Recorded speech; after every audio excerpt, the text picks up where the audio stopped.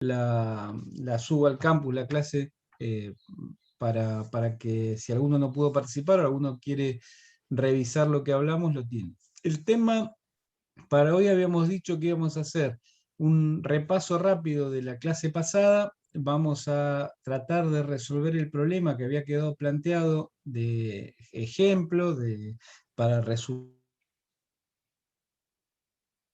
todo el tema anterior, y vamos a empezar con un sistema de referencia nuevo que se llama de Frenet o intrínseco.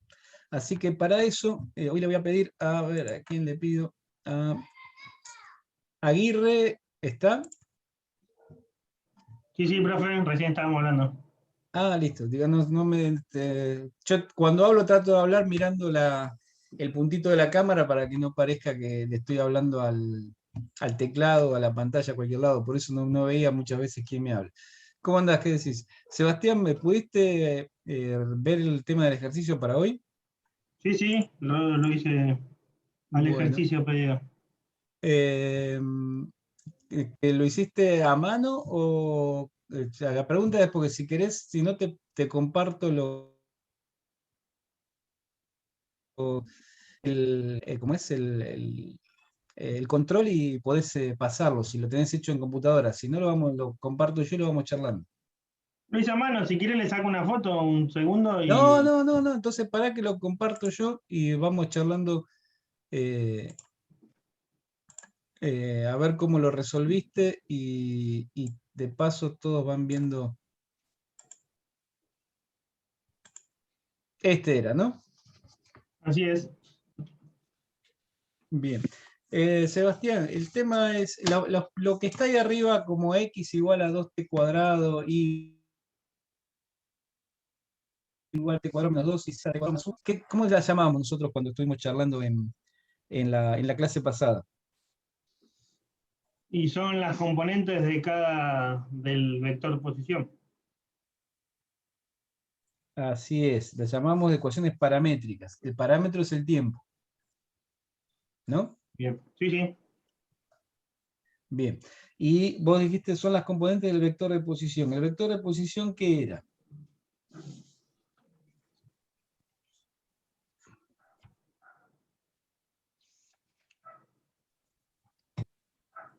Es un parámetro que define la posición de, de un cuerpo o un punto material en un sistema de referencia.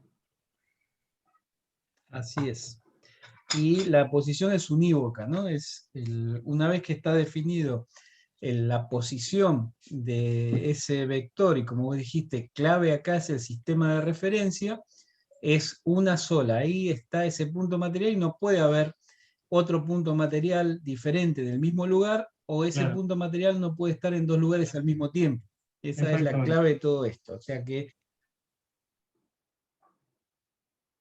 una vez que está el vector, desde el sistema de referencia hasta el lugar donde está el punto material, y ahí es el lugar definido, es unívoco, no hay otro lugar. Bien, entonces vamos a empezar a hablar, dice, la expresión general del vector de posición y su módulo, ¿cómo sería para este caso? Teniendo las tres ecuaciones paramétricas que son las coordenadas del vector de posición. Bueno, sería 2t al cuadrado en i más t al cuadrado menos 2 en j más t al cuadrado más 1 en k. Bien, para eso, vos, cuando me decís i, j y k, y acá estando x, y z, vos Son estás los asumiendo que versores estamos en un directores sistema de qué tipo. de coordenadas cartesianas. No, eso sí, los IJK sí, pero ¿qué tipo de sistema estás tomando de referencia?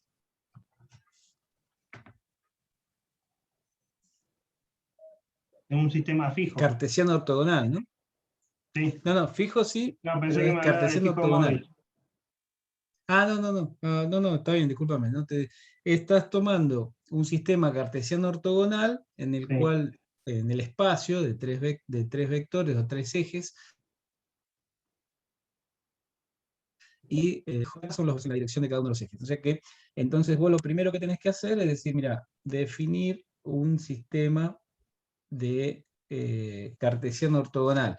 de 3 Exacto. ejes, en el cual yo voy a tener el X, el Y y el Z, o el Y y el Z.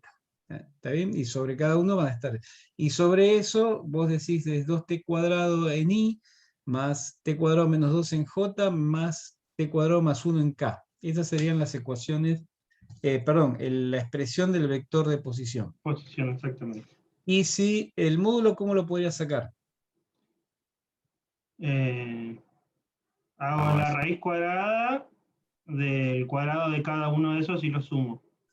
No sé si fui... Sí, sí, está claro. Para que estoy cambiando el color, así. Entonces, lo primero, R, para que todos, sería el 2t cuadrado.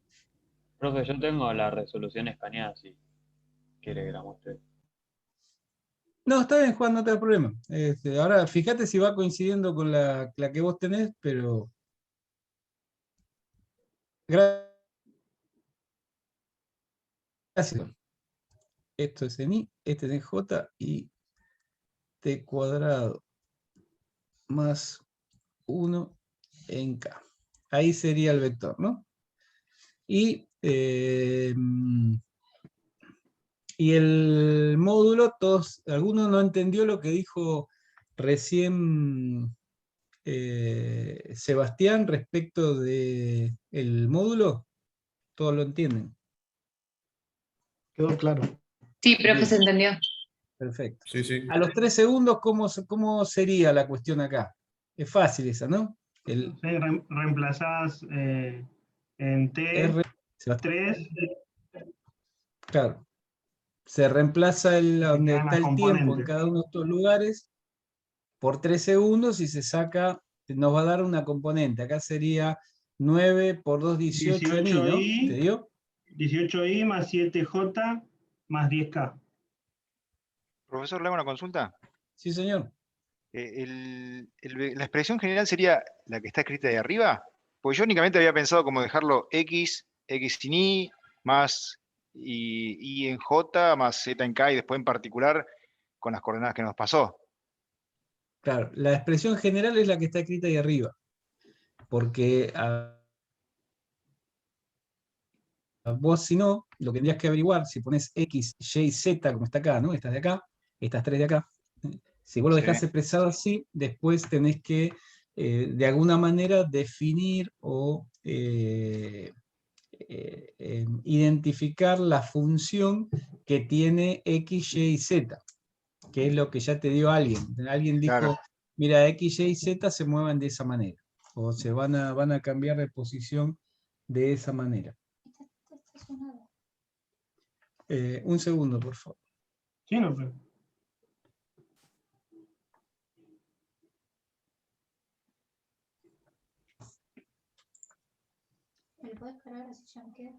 Ahora no.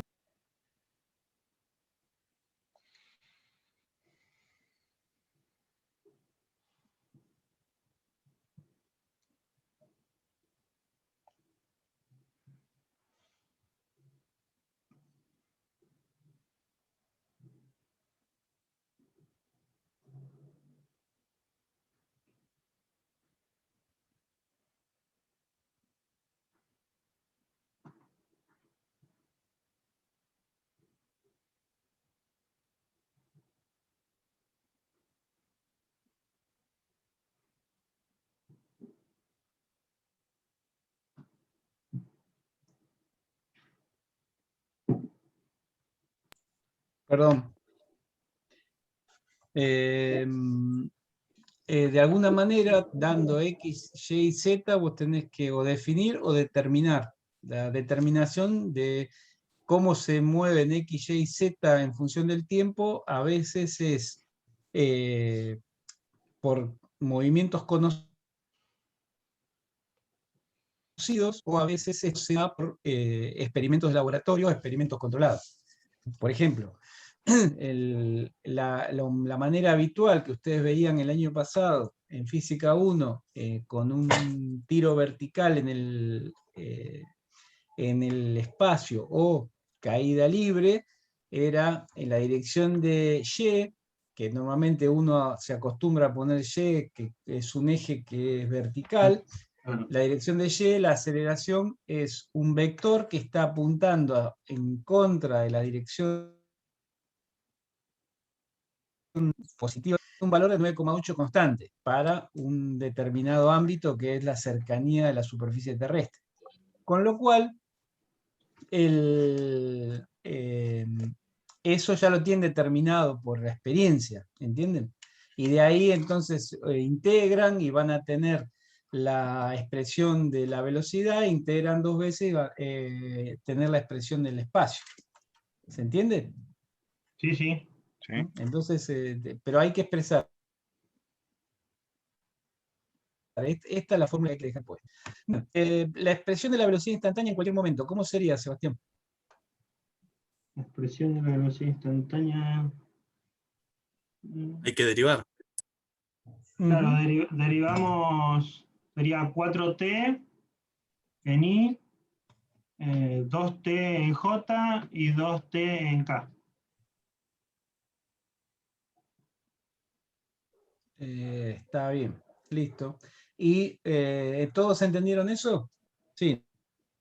Sí, profe. Sí, sí. Sí, Es sí, sí. fácil. Sí, sí. Sí, profe. Y la velocidad a los 3 y 5 segundos también lo evalúan, Reemplazamos reemplazan t por 3 y por 5 y lo tienen. ¿Cómo es la velocidad media? la velocidad media, es la resta de vector de la velocidad en 5 menos la velocidad en 3. Y eso lo divido por 5 menos 3, que sería el delta t. Sería el punto final, o sea, la posición final menos la posición inicial, sobre el tiempo final menos el tiempo inicial. A ver, para un cachito que me devuelve el control esto. Ah, tengo que venir por acá.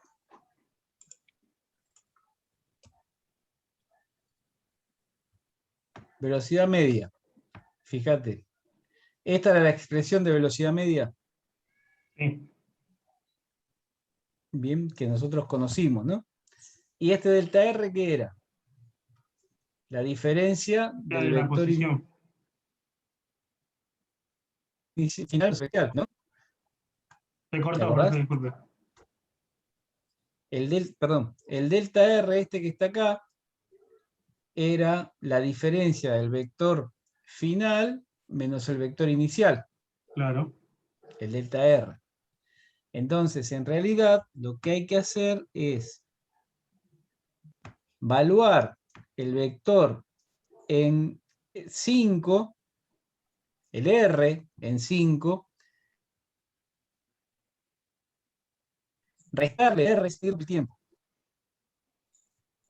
Se No la cortó de velocidad, nuevo. sino el vector. ¿Cómo?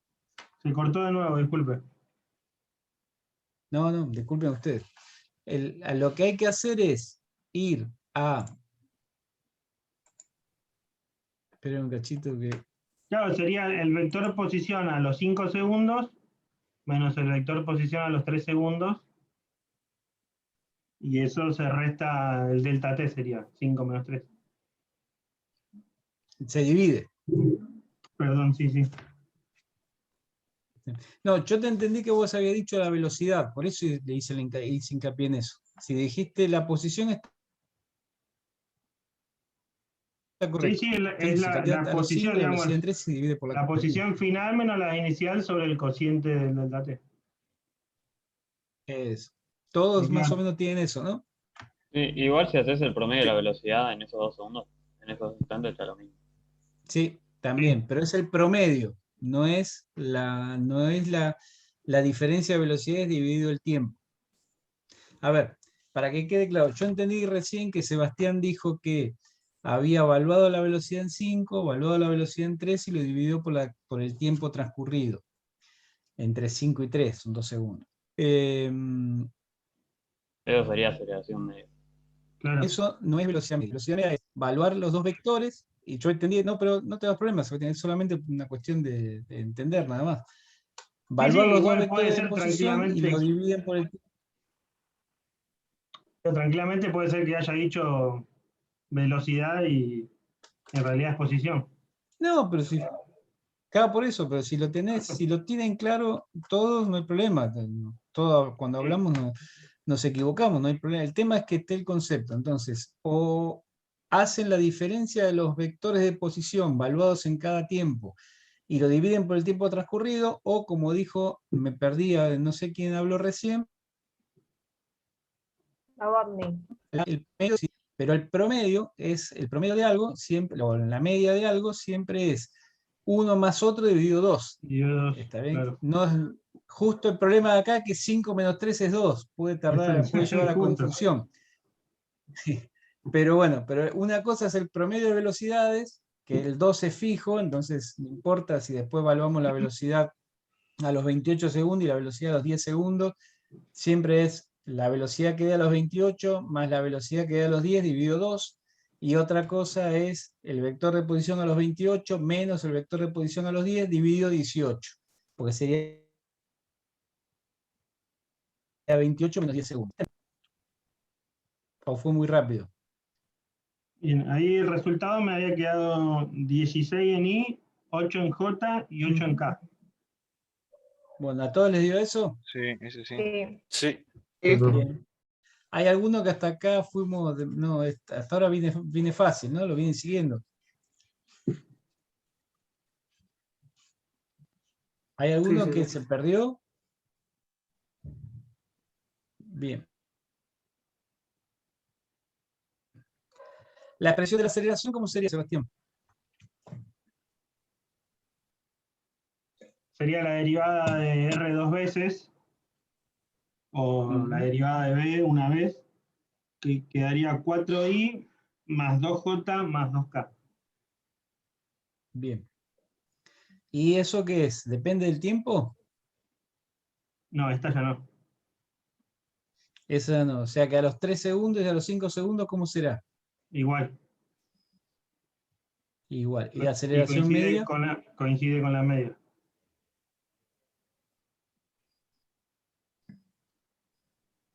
Coincide, justo se cortó, Sebastián. Disculpa. Coincide con la media. Bien, exactamente. Bien. ¿Claro para todos? Digo, claro. Sí, sí. Bien. Sí, Entonces, tema este tema entonces lo damos por terminado acá para... gracias, Sebastián. Bien, bien. No, gracias a usted, profe.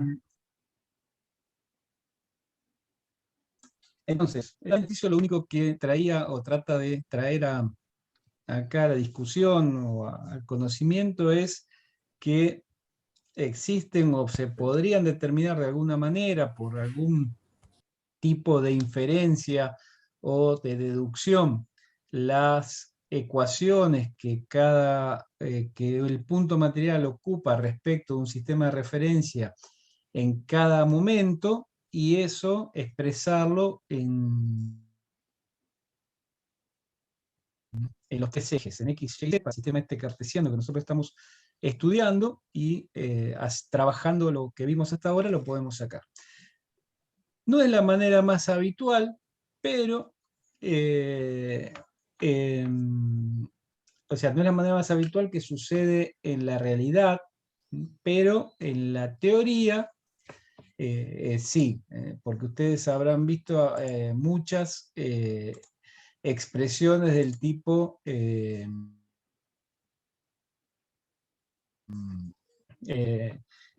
esas que vimos hoy, ¿no? Conocen las tres componentes paramétricas y empiezan a trabajarlas matemáticamente, pero no es lo habitual. Lo habitual es conocer, no conocer esas expresiones, conocer de alguna manera, por experiencia, el movimiento de los cuerpos o el movimiento de los puntos materiales. Entonces, ese movimiento de los cuerpos y de los puntos materiales son los que después traducimos en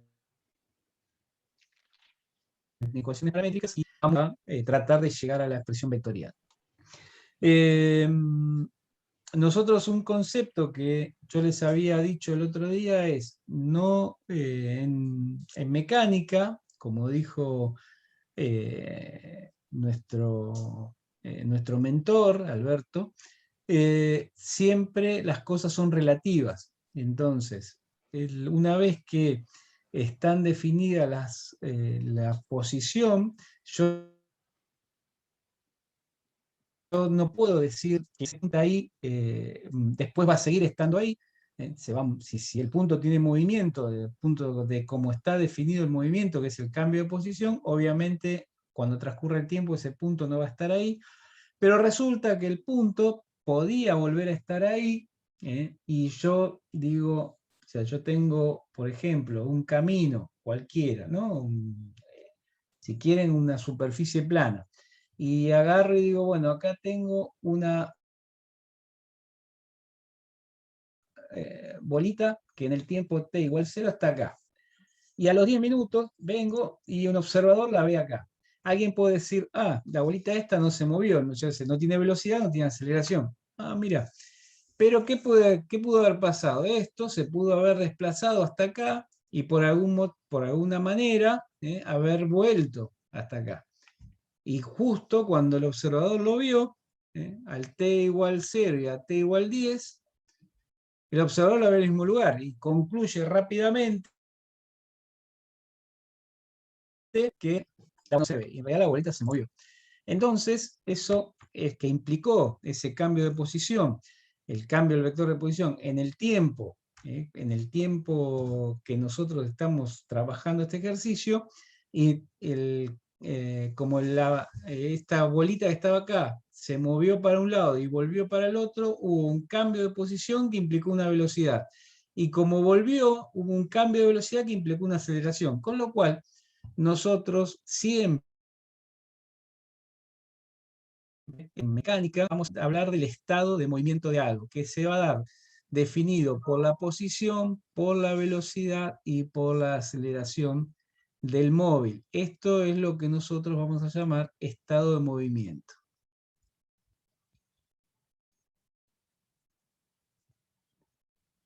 Bien, entonces siempre los movimientos en mecánica se trabajan con las tres cosas: la posición, la velocidad y la aceleración. No se puede analizar en mecánica el movimiento de algo o la posición con solo estos vectores. Siempre hay que mirar los tres. ¿Está bien? Obviamente, dentro de esto, el vector de posición, voy a tener que definir un sistema de referencia.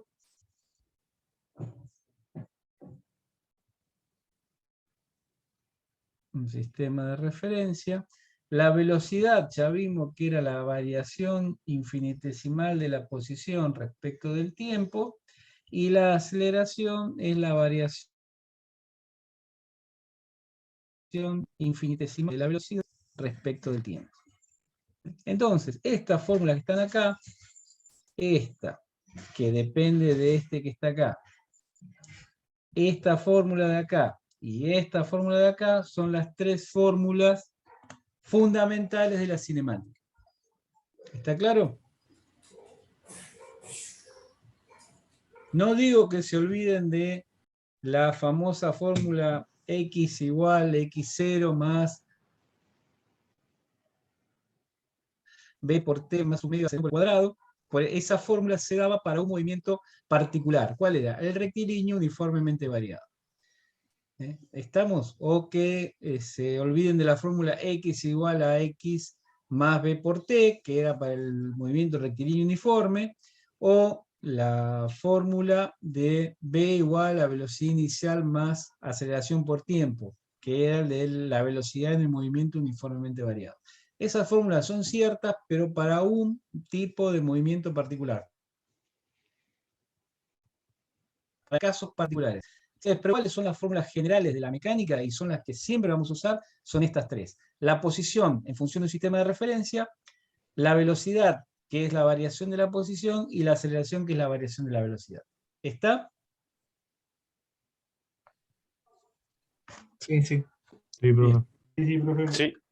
Muy bien. Entonces, después esto lo vamos a seguir repitiendo con el tiempo, pero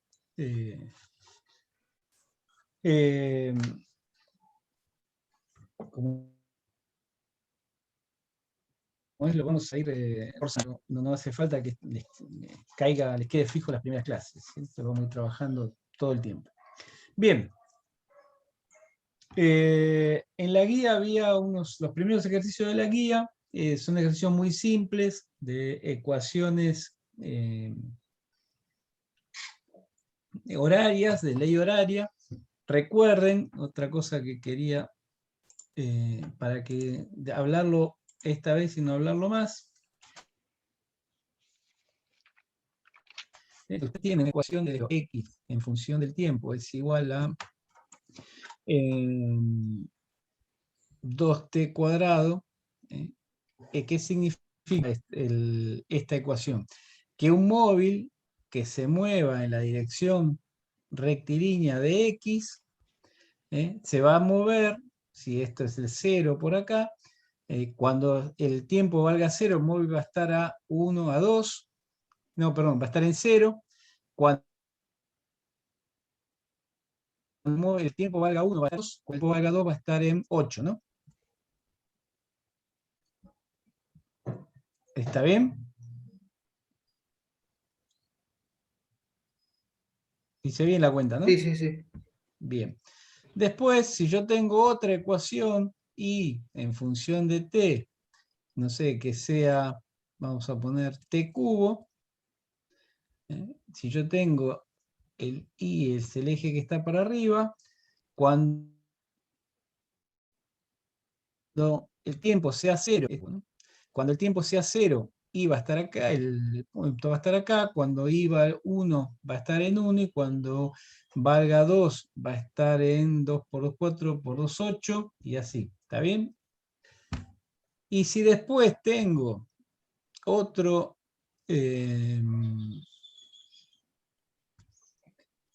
ecuación que es z igual a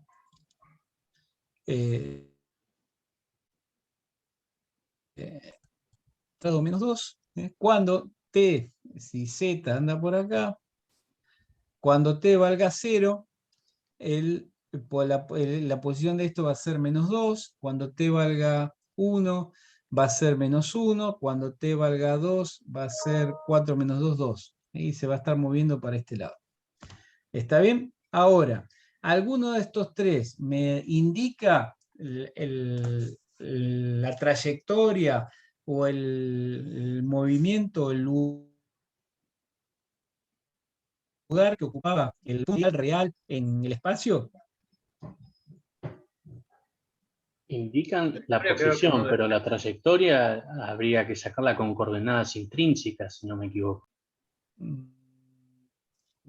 La trayectoria hay que sacarla con análisis matemático, que es la definición de dónde va a estar el punto, donde se encuentren estas tres ecuaciones. Entonces hay que despejar un parámetro y echar brazos, y es un lío. Entonces, trabajar con ecuaciones paramétricas es un lío, y es encontrar la ecuación de la trayectoria en el espacio de este móvil. Es una curva que va a tener, si es una curva en el espacio, una curva alabeada en el espacio, va a tener una ecuación que va a tener que ser una variable dependiente de dos variables independientes. Entonces es una curva complicada.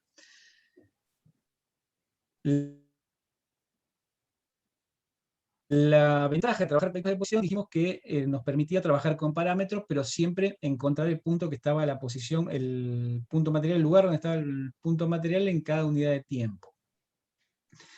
Pero lo que yo quiero que les quede claro es el punto material, que que estamos hablando, que dijimos que estaba para 0, estaba acá en menos 2, 0 y 0, y después para 1, acá estaba en 2, acá ni estaba, y acá estaba por acá atrás, o sea que esto puede haberse venido para acá, y después para 2 estaba acá, estaba ahí arriba, y estaba acá, o sea que después se vino para acá.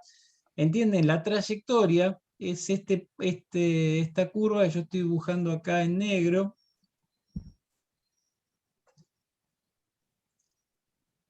A ver si me deja. La trayectoria podría haber sido una cosa así, de este punto. ¿Está bien? Y no coincide ningún eje. ¿Está claro? Entonces, el móvil no se mueve por ninguno de estos tres ejes. El móvil se mueve por la trayectoria. Los tres ejes, los tres valores estos, X, Y, Z, lo único que me están dando es, en función del tiempo, cómo puedo localizar al móvil en un sistema de cartesiana, un sistema de referencia cartesiano ortogonal, que lo tengo ahí definido. ¿Está claro?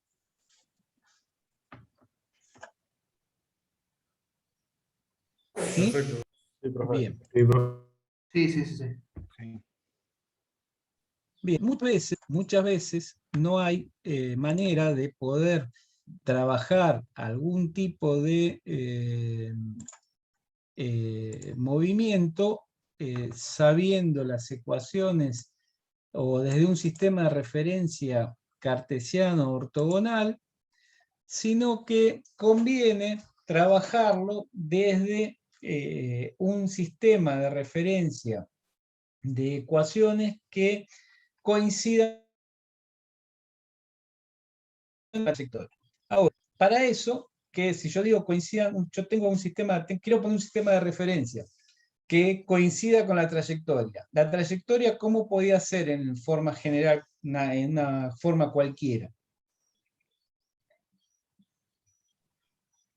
Rectilíneas o curvilíneas.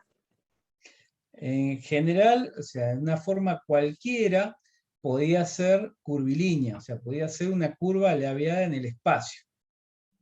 ¿Está bien? Entonces, si yo digo, quiero poner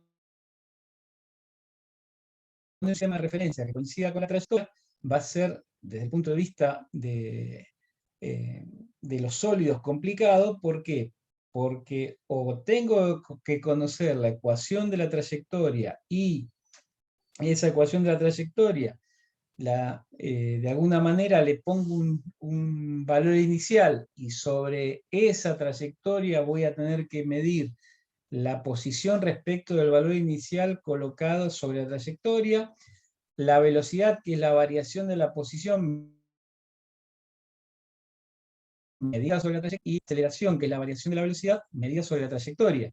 Es un tema complicado. Entonces apareció Don Frenet, que fue un físico francés, se llama Jean Frenet, y el niato este lo que dijo es, miren, vamos a trabajar, vamos a pensar en Descartes, que fue el que habló del sistema cartesiano, y vamos a ponerle al sólido las tres dimensiones que tiene un sólido, X, Y, Z para Descartes.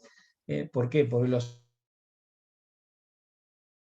sólidos tienen tres dimensiones, o los cuerpos en general tienen tres dimensiones, con lo cual el francés este dijo, le vamos a poner tres dimensiones en cada punto de la trayectoria, pero para poder desligarnos de la forma de la trayectoria, sino que usar la trayectoria para fijar el sistema de referencia, pero después desligarnos de la forma de la trayectoria, vamos a darle tres valores a las dimensiones esas de Descartes, las tridimensiones que tienen todos los sólidos. Entonces, Don Frenet le puso a los vectores T, nu, o el normal, y el binormal, el B larga. O sea, que son los que están indicados ahí abajo. El vector tangente, el versor, perdón, tangente, el versor normal y el versor binormal. Estos tres responden a ejes que son un eje tangente, un eje normal y un eje binormal. El eje o versor binormal es un eje que sale por la regla del producto de vectores y se va a dar un eje que es perpendicular al plano formado por los versores T y nu, o T y el normal. ¿Puede repetir lo que dijo? Porque no, se le cortó cuando empezó a hablar del versor binormal. Sí.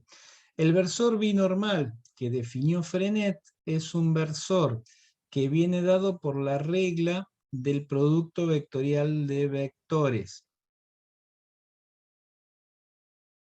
En matemática, el producto vectorial de vectores estaba dado por un vector normal, el resultado de un producto vectorial de vectores está dado por un vector normal al plano que forman los dos vectores del producto, y está dado por, el módulo está dado por el producto de los módulos por el seno del ángulo que forman los dos vectores. En el caso del versor binormal de Frenet que dice acá, está dado por el producto vectorial de los tangentes, el producto vectorial del versor normal.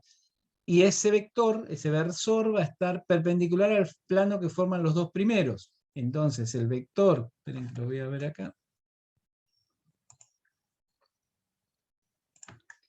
El versor este B que está acá, si lo vemos grande, yo dije, este es el versor o vector tangente, el versor siempre es un vector de módulo unitario, ¿no? Este es el normal, y el binormal, si lo vemos en el plano acá de la hoja, sería un vector que está saliendo perpendicular al plano de la pantalla, y este vectorial nu. Si por la regla del paralelogramo sería un vector entrante, y el vector entrante se dibuja o se nota así, ¿no? El vector saliente de un plano se nota así. Eso lo vieron en álgebra, sí. Sí, sí, profe. Sí, sí. Bien. Entonces, Sí, sí. el versor binormal sería, para este caso, a la mano derecha, T vectorial nu es un vector que entra hacia la pantalla, o sea que acá lo vamos a ver con la cruz. Ahora, acá está dibujado, o está tratado de estar dibujado en 3 dimensiones, por eso está el binormal para este lado. Pero en realidad estaría para atrás. ¿Está bien? Está yendo para atrás y entrando al plano de la pantalla. ¿Se entendió? Sí, profe. Sí. Bien, entonces de Sí. la misma manera que Descartes en su momento agarró y dijo, yo defino 3x, y, z, Frenet, francés también, y contra, digamos, él le dijo, yo te voy a definir 3 vectores diferentes, 3 versores diferentes, el tangente, el normal y el binormal. ¿Está bien? Y lo voy a usar para trabajar. Tenía su razón de ser esto que hizo Frenet, porque hay muchas veces, porque esto implica conocer la trayectoria. Esto implica conocer la trayectoria. Pero la trayectoria es conocida. Por ejemplo, en un movimiento rectilíneo la trayectoria es conocida. Lo que pasa es que no tiene sentido aplicar Frenet. ¿Por qué? Porque en un movimiento rectilíneo la trayectoria es tan fácil de encontrar que lo resuelvo rápidamente por Descartes. Frenet lo que buscaba era tratar de determinar las trayectorias de los movimientos curvilíneos, pero hechos sobre una curva con una ecuación conocida y básicamente con un radio conocido, un radio instantáneo conocido. Eso lo buscaba resolver Frenet. Ahora, si vamos a la cuestión de estos 3, acuérdense siempre que tenemos entonces definidos el versor T tangente a la trayectoria, el versor nu o n normal a la trayectoria y con dirección positiva entrante hacia el radio de curvatura, y el versor binormal. También es cierto que los movimientos que se ocupaba Frenet son básicamente planos. Se puede trabajar Frenet, pero no son la generalidad de los movimientos que se estudian con Frenet. Entonces, muchas veces el vector binormal de Frenet no se trabaja, no se utiliza. Bien. Entonces, de ahora, lo que vamos a ver es nosotros qué queremos encontrar para determinar cómo se mueve un cuerpo. ¿qué es lo que necesitábamos? ¿Qué dijimos recién que necesitábamos saber? Conocer la trayectoria. No. El estado de movimiento, ¿se acuerdan? Sí, La posición, velocidad y aceleración. Sí, sí. Exactamente. Entonces, para la posición de aceleración, es el estado de movimiento de del punto que queremos estudiar con Don Frenet, con el sistema de Frenet, lo que vamos a tratar de encontrar es la posición, la velocidad de aceleración, que es el estado de movimiento. Entonces, lo primero que vamos a trabajar con nuestra nueva terna dada por un vector o versor tangente, un vector o versor normal apuntando su desarrollo positivo hacia el radio de curvatura en el plano. Si tuviera en el espacio sería un tercero, pero vamos a trabajar en el plano. Eso lo que vamos a tratar de encontrar es la posición, la velocidad de aceleración. Ahora, nosotros se suele decir que Frenet es un sistema de referencia que viaja con el punto material y se coloca en la trayectoria, en cada punto de la trayectoria. Para cinemática no habría demasiado problema en decirlo. Para dinámica es un tema porque si viaja con el punto material está en términos generales así, y entonces no se podría aplicar la ecuación de Newton, porque la ecuación de Newton está desarrollada para sistemas inerciales. Con lo cual, uno lo que en esos sistemas lo enmenda diciendo, mire, el punto material venía viajando por una curva de la vereda cualquiera. Bueno, en el momento que lo quiero estudiar, yo en ese lugar coloco un sistema de referencia de Frenet, y ese sistema de referencia de Frenet no se mueve, sino que en realidad justo estaba ahí en el momento que pasó el móvil.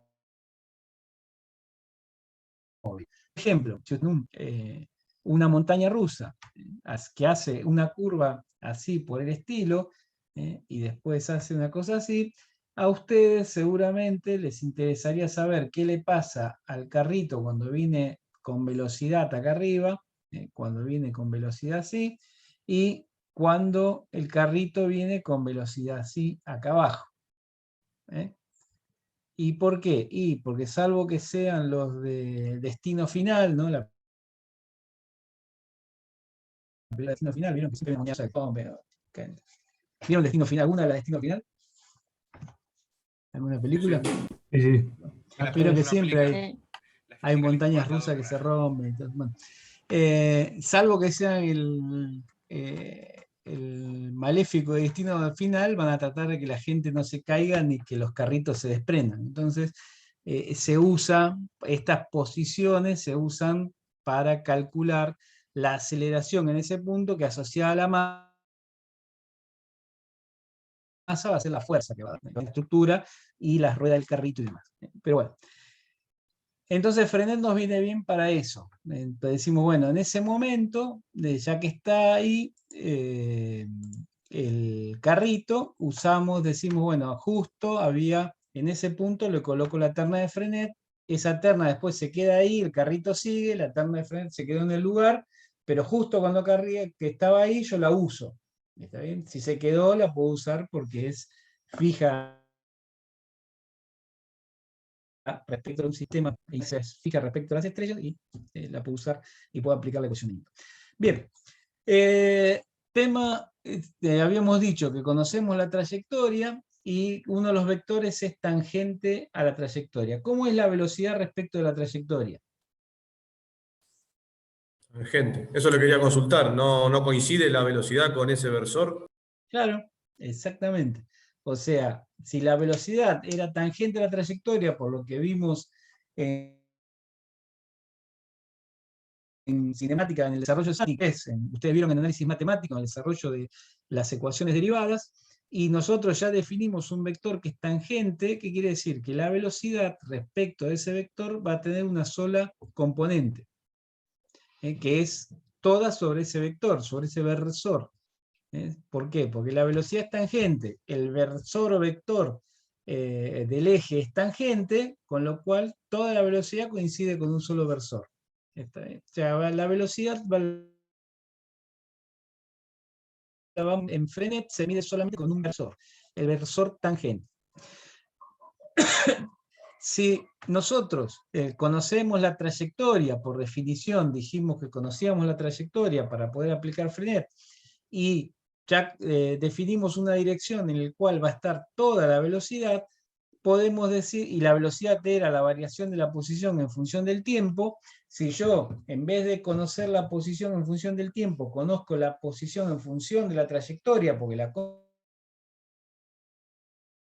conozco, lo que puedo decir es la especie de velocidad que sea en función de la trayectoria. Entonces, esa tasa de variación de la posición en función de la trayectoria va a ser la que está mostrada acá. La tasa de variación de la posición, acuérdense que R siempre denota posición respecto de la trayectoria y no respecto del tiempo, porque nosotros lo que ya conocemos la trayectoria, la tasa de variación va a ser esta. Si a esta tasa de variación, que es un promedio, le aplico el límite de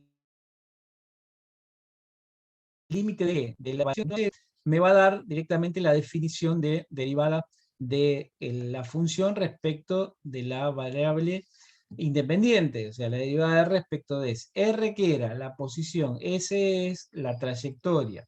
Entonces,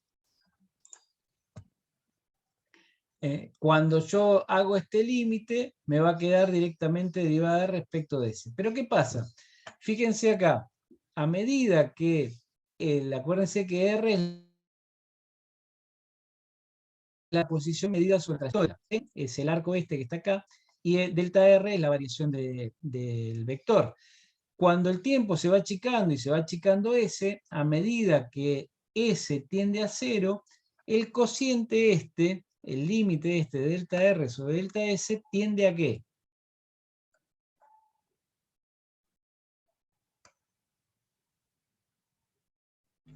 Tiende a 1. A 1. ¿Todo lo ven? Sí, profe. Porque se igualan, ¿no? Acuérdense que estamos llevando límite de delta S a 2 a la vez. No llevamos solamente este. Llevamos este a delta S a tender a 0, pero a delta R también. No se hace 0 sobre 0 porque es una indeterminación matemática, sino que lo que dice matemática para los límites es llegamos lo más cerca que se pueda, lo que ustedes quieran de cerca, pero no llegamos a 0. Llegamos muy cerquita de 0. Y cuando se llega muy cerquita de 0, estos dos valores llegan prácticamente a hacerse iguales. 0,0001 metro sobre 0,00001 segundo. Perdón, un segundo. Un metro, que es la otra de la variación de delta S. ¿Entienden? O sea, yo, el delta R, que si quiero digo, bueno, es un micrón es la millonésima parte del metro, o la milésima parte del milímetro, un micrón medido sobre el delta R sobre 1,001 micrón medido sobre delta S.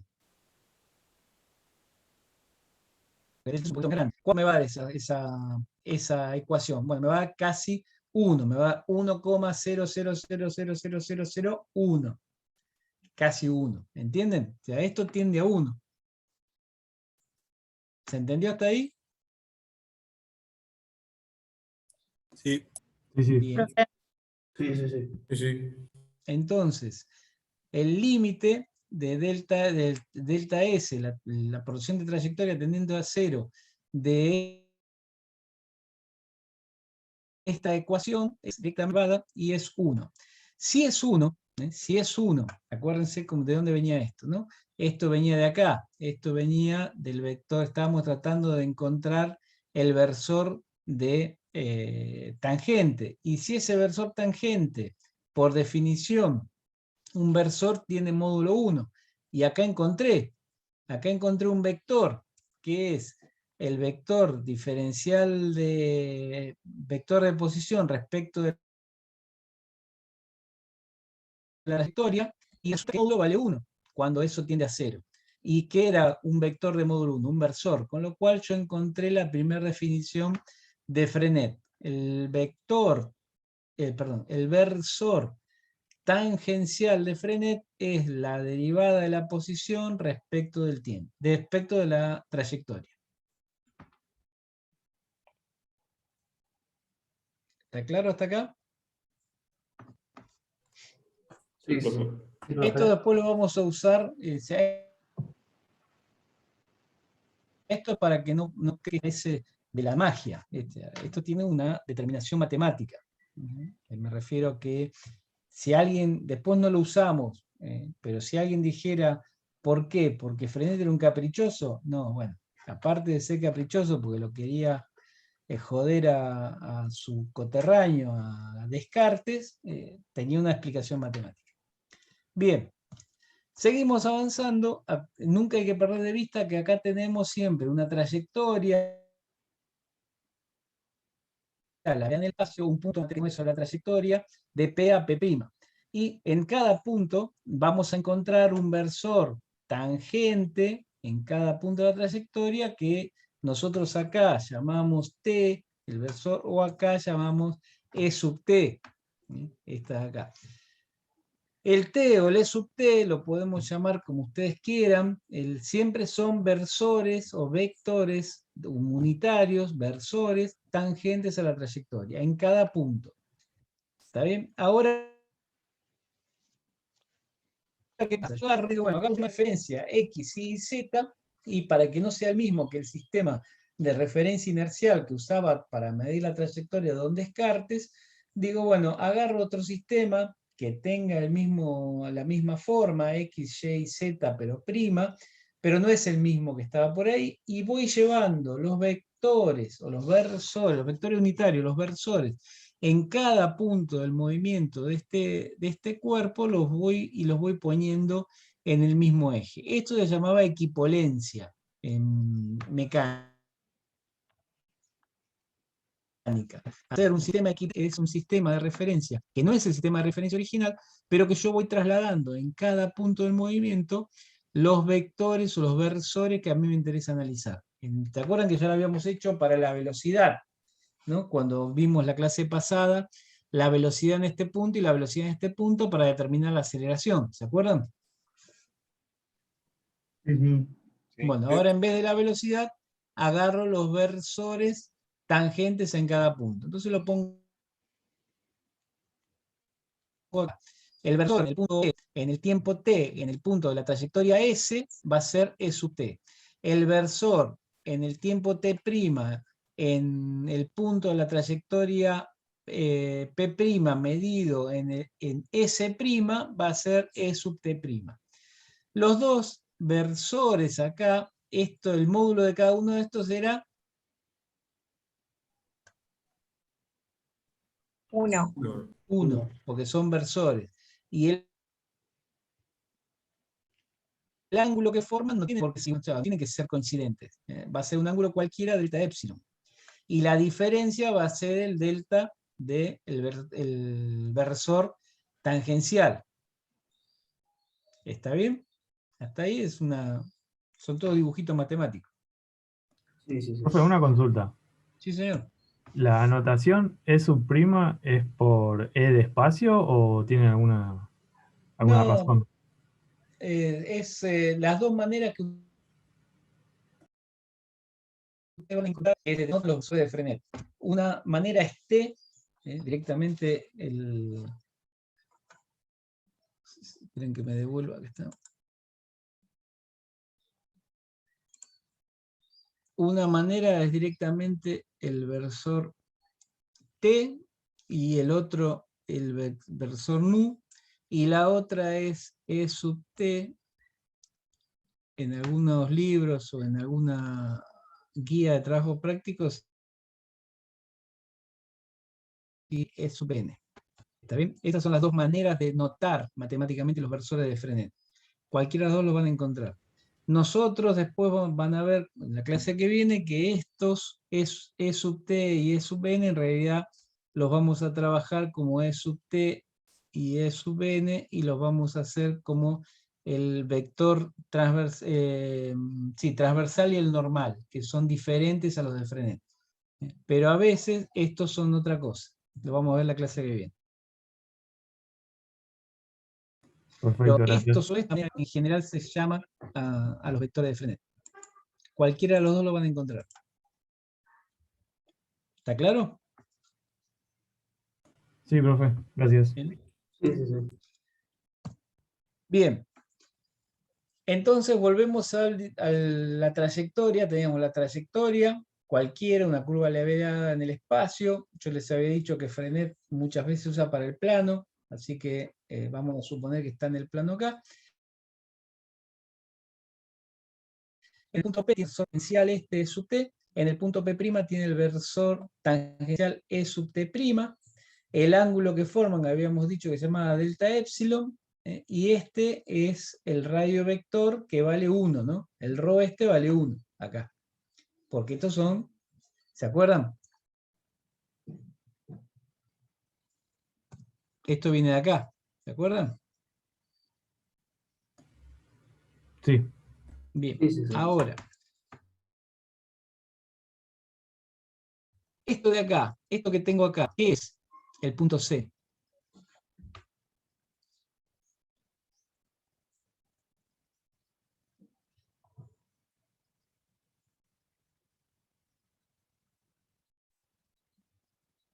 Es Bien. el radio, ¿no es? Claro, es el centro de curvatura de esta trayectoria. Porque es donde se cruzan los radios de curvatura. Acá. Radio de giro. Entonces, el radio de ¿Eso giro. sería el centro del círculo osculatorio, puede ser? ¿O estoy equivocado? ¿Círculo osculatorio? Osculatriz. No me acuerdo, la verdad que de esa definición de matemática, ¿eh? ¿Alguno la escuchó? Análisis 2, lo vimos. Plano osculador, ¿puede ser? No me acuerdo. La verdad, no se los puedo decir sí o que está bien o está mal. A mí me suena, pero lo tengo que ir a buscar. Tengo que ir a estudiarlo eso, porque no me lo acuerdo ya. Por eso no quiero decir que es correcto o no, decir que es el... O sea, me suena haber estudiado plano osculador y cosas por el estilo, pero no me acuerdo. No voy a decir, lo estoy diciendo porque no lo sé, pero por eso preguntaba si alguno más se acordaba de eso, pero si tenemos duda lo voy a buscar. Y les Si no digo, recuerdo mal, al moverse en esa trayectoria, eso generaba como una curva que llevada al límite parecía un círculo, y bueno, el centro ese sería el centro osculatriz o osculador, una cosa así. sí, entiendo. Sí, por eso me suena la palabra, pero no me acuerdo la definición. Yo lo que quería decir es lo siguiente. Acá lo que tenemos en este dibujo es la trayectoria real del punto P. Esta que está acá es la trayectoria real del punto P. Estos que están acá son los versores tangentes reales del punto P. Estos son los radios de curvatura que se cruzan en el punto C, que es el centro de curvatura, y la relación entre esto y el dibujo anterior, este, es el ángulo delta epsilon. Pero acá nosotros lo que teníamos era los dos versores tangenciales en cada uno de los puntos acá. ¿Está bien? Pero estos dos versores tangenciales en cada uno de los puntos acá. Pero acá esto no vale 1. Esto vale un número cualquiera que va a depender del radio de curvatura de la trayectoria en cada punto.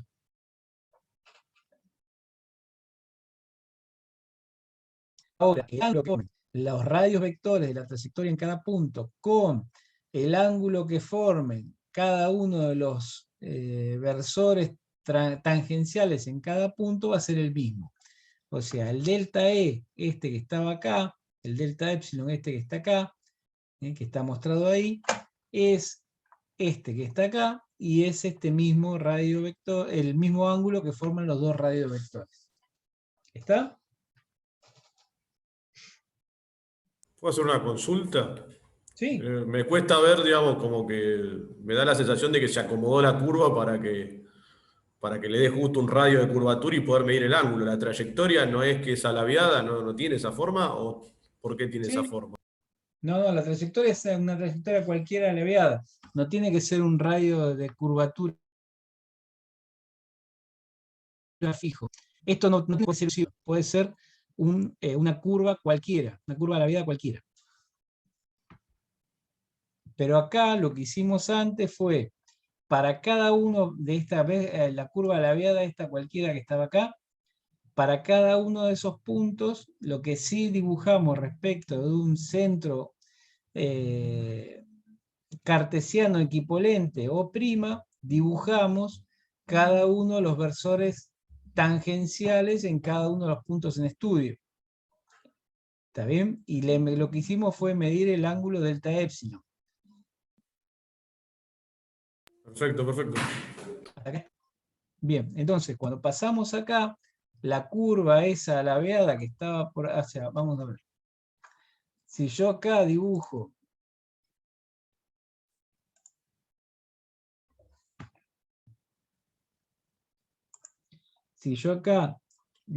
sobre el ángulo este respecto a la normal, acá, ¿no? Esta es la normal, esta es la...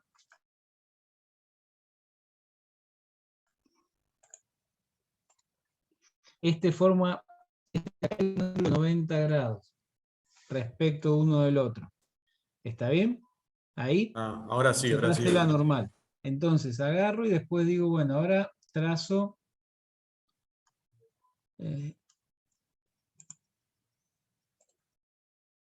esto en el pizarrón agarraba 2 tizas. Ahora trazo la otra normal en el punto P, más o menos por ahí. La normal en el punto P.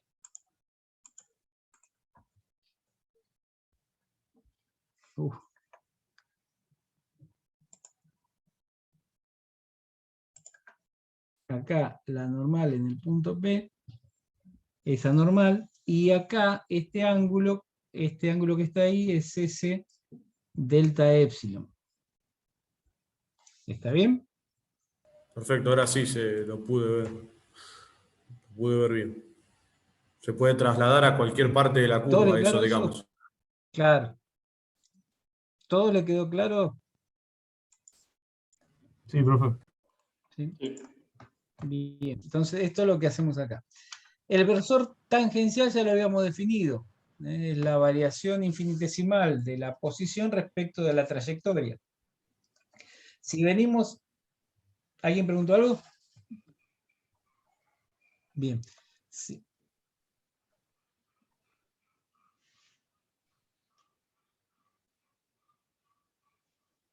¿Hola?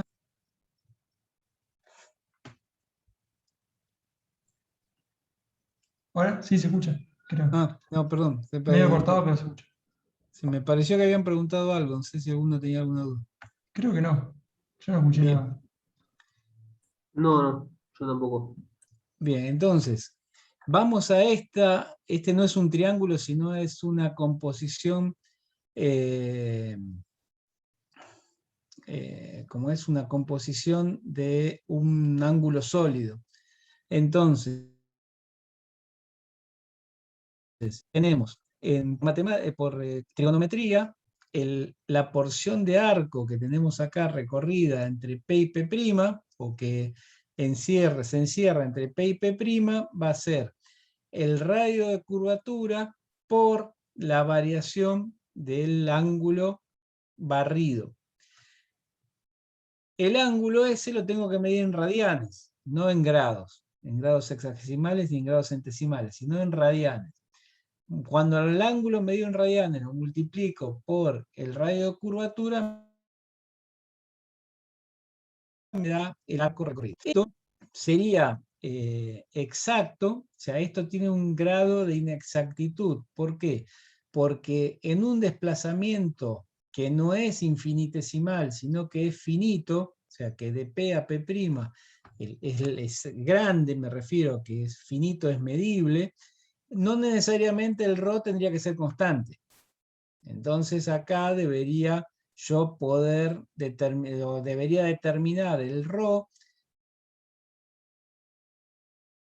medio, cosa por el estilo, para que esta fórmula funcione.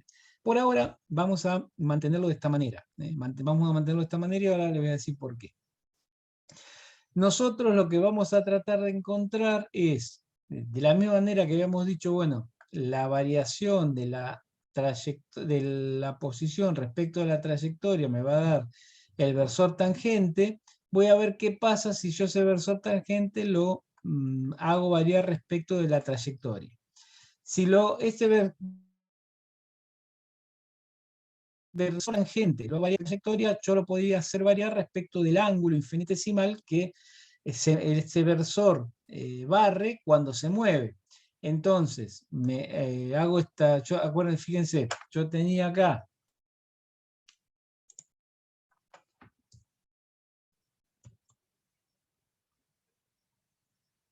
espero que me devuelva esto. Acá está.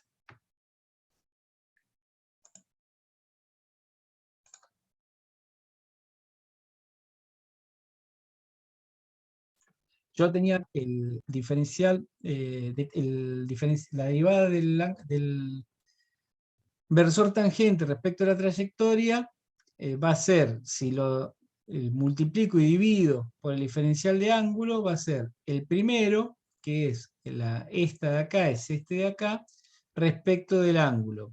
Y después ese ángulo lo hago respecto de este mismo, de acá. ¿Está bien? ¿Se entendió ahí lo que hice? Sí. ¿Sí se haga esto? Bien. Sí, sí. Ahí, entonces, lo que tengo es que cuando yo tenía esto, delta S es ρ diferencial epsilon, por eso yo le decía, esto no es totalmente correcto, tiene un error, que el error es considerar que ρ es constante y no siempre puede ser así, pero ¿qué pasa? A nosotros siempre nos interesa ver qué sucede cuando todo esto tiende a cero, en el límite.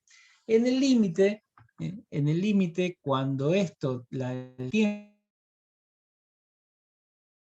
tiende a cero, la variación de tiende a cero, que es lo que para esto habíamos definido este versor tangencial, en el límite, ahí sí, el ρ y el ρ' que va a estar acá al lado, también van a tender a ser iguales. ¿Se entiende? O sea, ahí en el límite voy a encontrar sí un ρ. O sea, el error que yo cometo en esta fórmula, en la fórmula infinitesimal ya no va a estar. Entonces, directamente, el diferencial de S me va a dar ρ diferencial de ángulo. Y este ρ va a ser el único. ¿Por qué? Porque S tiende a cero, S, la medida de la posición del punto P medido sobre la trayectoria, se hace cada vez más chiquito, tiende a cero, el ángulo, este de acá, tiende a ser el diferencial de ángulo, la variación infinitesimal de ángulo. Con lo cual, si acá yo despejo ρ, me queda que el ρ es la variación de S respecto de epsilon. ¿Está?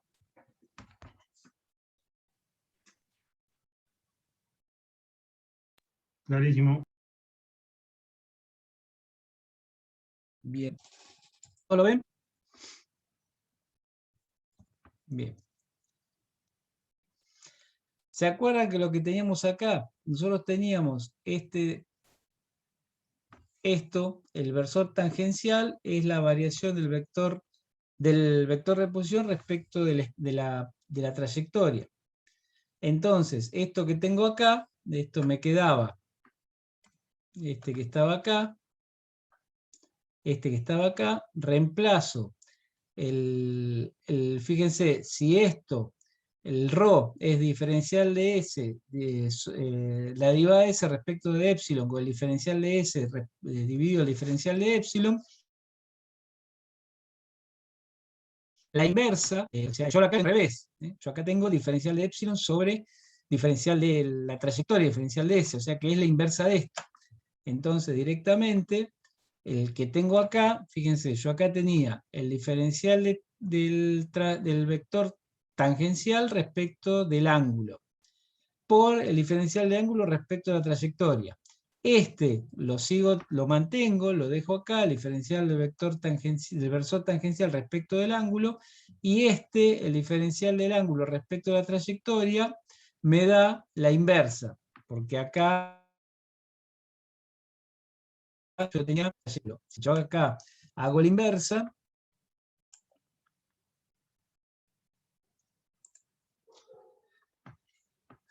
de acá hago 1 sobre ρ, es diferencial de epsilon respecto de S. ¿Está bien? Y ese es lo que yo pongo acá. La inversa del diferencial de S respecto del ángulo. ¿Está bien? ¿No? Un segundito.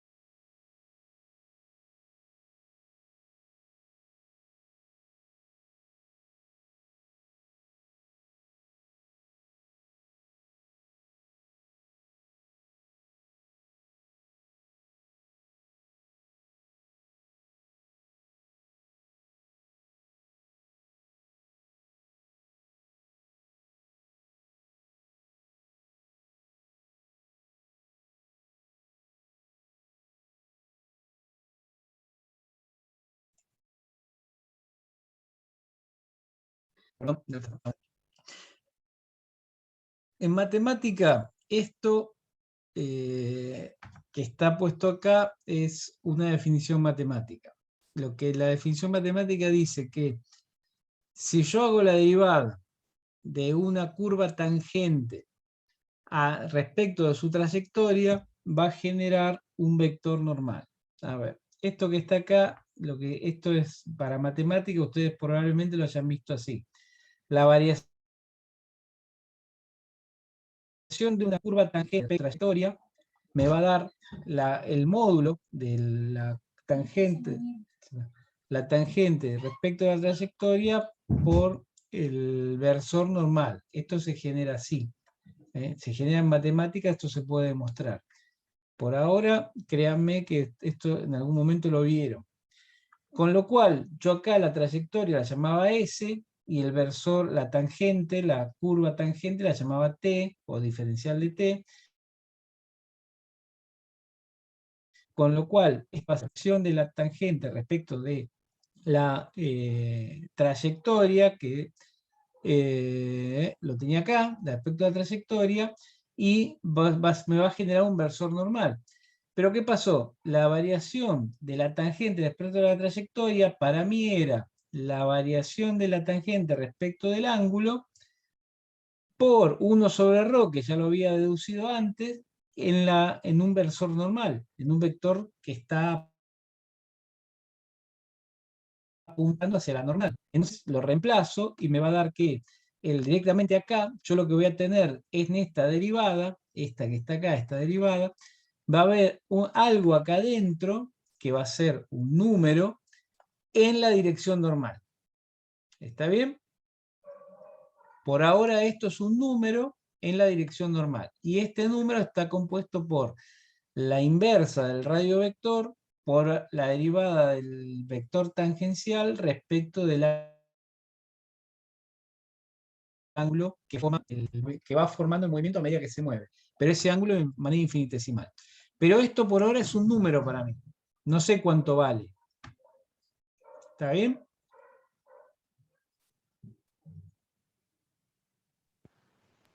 Sí. ¿Sí? profe. Sí, sí. Bien. Por ahora es un número. Bien. ¿Se acuerdan de esta? Esto acá está dibujado como si fuera una circunferencia, pero es solamente por el hecho de decir, yo tengo acá el versor transversal, acá tengo tangencial, acá tengo el versor tangencial un instante después. ¿Se acuerdan de este que está acá? El tangencial y el tangencial un instante después. Esto que está acá. Ahora sí, como este es un vector y este es un, perdón, esto es un versor y este es un versor, el radio de esta circunferencia va a valer 1 y va a ser una circunferencia. Porque el radio siempre vale 1. ¿Está bien?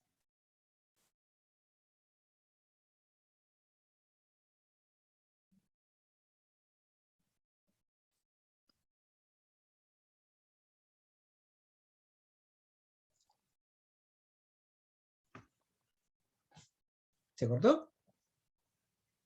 Sí, a mí se me cortó, no pude Se cortó escuchar. un segundo. No escuché. Bueno. Acá. Cuando nosotros agarramos los versores tangenciales y lo llevamos a alto equipotencia, el módulo de este versor valía 1, porque es un versor y es el tangencial en el punto P. El módulo de este versor valía 1 y es el tangencial en el punto P'. ¿Está bien? Si yo acá, si este vale 1 y este vale 1, cualquier otro versor que yo vaya dibujando a medida que esto se va moviendo, vamos a suponer que yo dibujo otro cualquiera.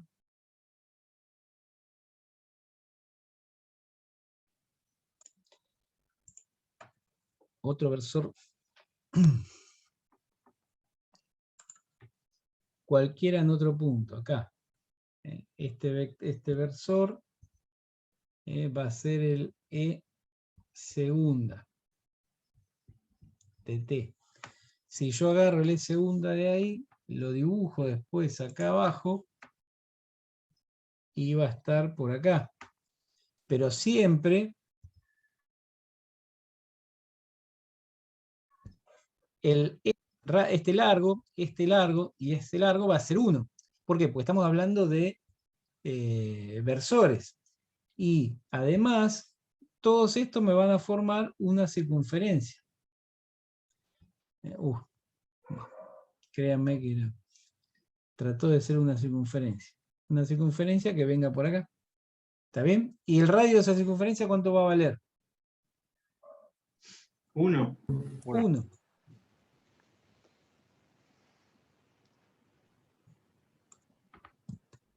Entonces, el radio de la circunferencia vale 1 y tengo el versor tangencial en el punto P, el versor tangencial en el punto P'. El seno del ángulo que forman, que nosotros habíamos dicho epsilon, acá saben que estoy mirando que dice tita, ¿no? Está mal. Este es el ángulo epsilon, este que está acá. Este que está acá.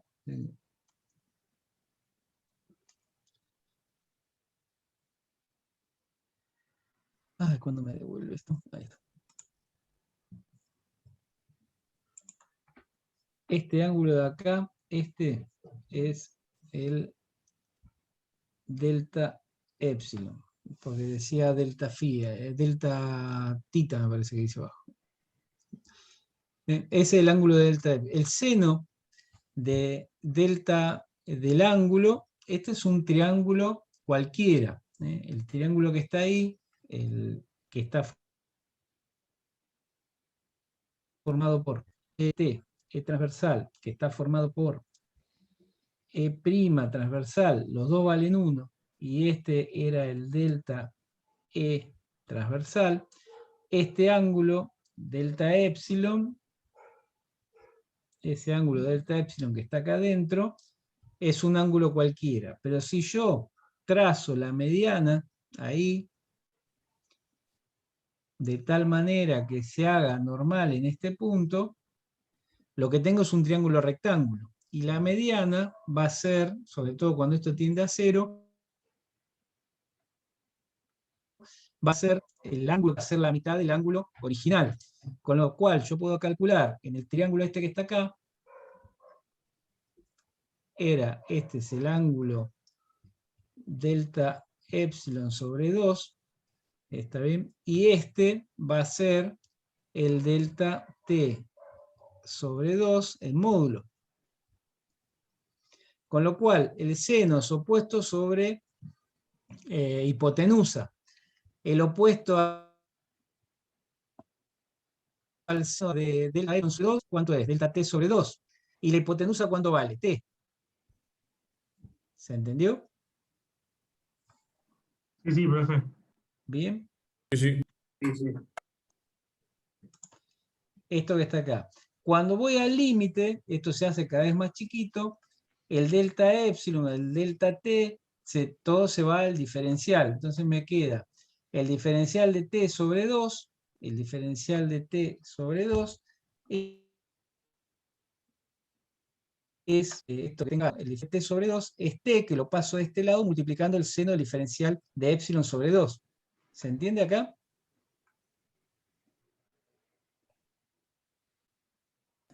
Sí, profe. Sí. Entonces, el diferencial de t sobre 2 me queda, como el diferencial de t, paso el 2 para este lado, me queda 2 veces el seno del diferencial del ángulo sobre 2. Pero cuando los ángulos son chiquititos, el seno de un ángulo coincide aproximadamente con la tangente del mismo ángulo y coincide con el ángulo medido en radianes, cuando los ángulos se hacen pequeños. Los diferenciales son ángulos pequeños. Acá me va a quedar el seno diferencial de e sobre 2 va a ser igual al diferencial de e sobre 2. O sea que el diferencial de t va a ser 2 veces el diferencial de e sobre 2. O sea que directamente el módulo del diferencial de t va a ser igual al módulo del diferencial del ángulo medido en radianes. ¿Se entiende? ¿Y qué pasaba? ¿Qué era el diferencial de epsilon? ¿Se acuerdan que era el diferencial? Perdón. Vamos a hacerlo de esta manera. Si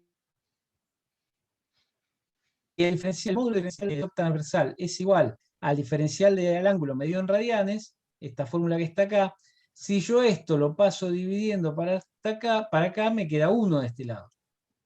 ¿Está bien? O sea, yo agarro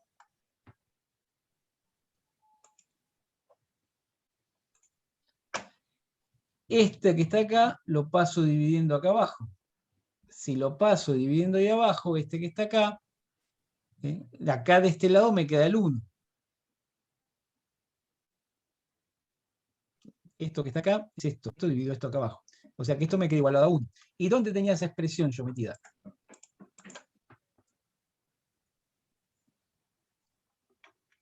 ¿Se acuerdan de esto? ¿Y de esto? Yo acá tengo el módulo del versor tangencial dividido el argumento. O sea que esto que está acá. Y esto era igual a 1. Con lo cual, a mí reemplazando la variación del versor tangencial respecto de la trayectoria, que era igual a la variación del versor tangencial respecto del ángulo que formaba la variación de trayectoria por la inversa del radio vector que salía de la variación del argumento respecto de la trayectoria por el versor normal, es como esto valía 1, directamente la variación del versor tangencial respecto a la trayectoria es la inversa de la radio por el versor que es normal a la trayectoria. ¿Está? Disculpa, Guillermo. Sí. Sí, creo que estamos un poco pasados de horario y aún no tenemos una clase. Uy, sí, no me di cuenta. Con respeto, pero para avisarnos. No, tenés razón, no me había dado cuenta, pensé que estábamos bien todavía. Bueno, vamos a hacer una cosa, porque tienen clase con Francisco. Vamos a cortar acá y lo terminamos la clase que viene. Dale. Perfecto. Bueno, profe, gracias. Dale, profe. No, Buenas profe, noches. disculpen que no me di Buenas cuenta noches. ahora. Chao, hasta luego. Uh.